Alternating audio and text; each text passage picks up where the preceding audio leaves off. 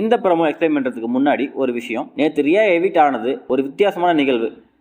அதுக்கு ஒரு best example சொல்லணும் அப்படின்னா, மேஜர் முகுந்த் வரதராஜன் சார் அந்த வீட்டை விட்டு வெளியே வர்ற வரைக்கும் என்னோட பெஸ்ட்டை கொடுத்துட்டு தான் வந்திருக்கோம் அப்படின்ட்டு அவர் நம்பினாரு. பட் வெளியே வந்ததுக்கு அப்புறம் தான் அவருக்கே தெரியும் தன்னோட உடல்ல குண்டு தொலைச்சிருக்கு அப்படின்ட்டு. இது தெரிஞ்சதும் அவர் சொன்ன வார்த்தை என்னன்னா, இது எப்படி நடந்தது, என்னால் எப்படி குண்டு தொலைஞ்சது, என்னால் நம்பவே முடியல அப்படின்னு சொன்னாரு. இந்த வார்த்தை எதை குறிக்குது அப்படின்னா, தன்னோட திறமையின் மேல அவர் வச்சிருந்த அசைக்க முடியாத நம்பிக்கை, அந்த கான்ஃபிடென்ட்டை தான் குறிக்குது. பிறகு கொஞ்ச நேரத்தில் அவரோட உயிரை நாட்டுக்காக விட்டாரு. அதே மாதிரி ரியாவும் வீட்டை விட்டு வெளியே வர வரைக்கும் அவங்க நம்பினாங்க அவங்களோட பெஸ்ட்டை தான் கொடுத்துருக்கோம் அப்படின்ட்டு. பட் எவிக்ட் ஆகி கண்ணீர் விட்டு வெளியே போனாங்க.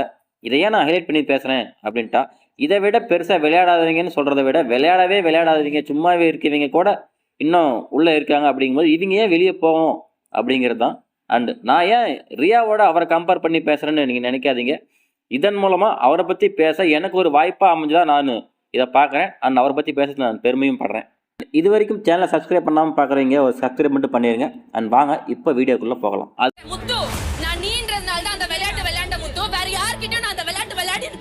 இந்த வீக்கோட ஃபர்ஸ்ட் டேவே இந்த வீட்டோட மொத்த அட்டென்ஷனையும் தன்னோட பக்கம் திருப்பியிருக்காங்க மஞ்சரி.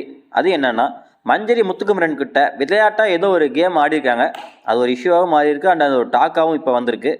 அப்போ அருண் இப்படியெல்லாம் நீங்கள் பண்ணாதீங்க அப்படின்ட்டு சொல்லவும், நீங்கள் குறுக்க வராதிங்க, நான் முத்துக்குமார்கிட்ட விளையாட்டாக தான் பண்ணேன், ஏன்னா எங்களுக்குள்ளே இத்தனை வருஷம் ஒரு ஃப்ரெண்ட்ஷிப் நட்பு இருக்குது, ஸோ அவருக்கு தெரியும் நான் எப்படி பண்ணேன் அப்படிங்கிறது, நீங்கள் தேவையில்லாமல் உள்ளே வந்து பஞ்சாயத்து பண்ணாதீங்க அப்படிங்கிற மாதிரி மஞ்சள் சொல்லிட்டு இருந்தாங்க. யாரா இருந்தாலும் விளையாட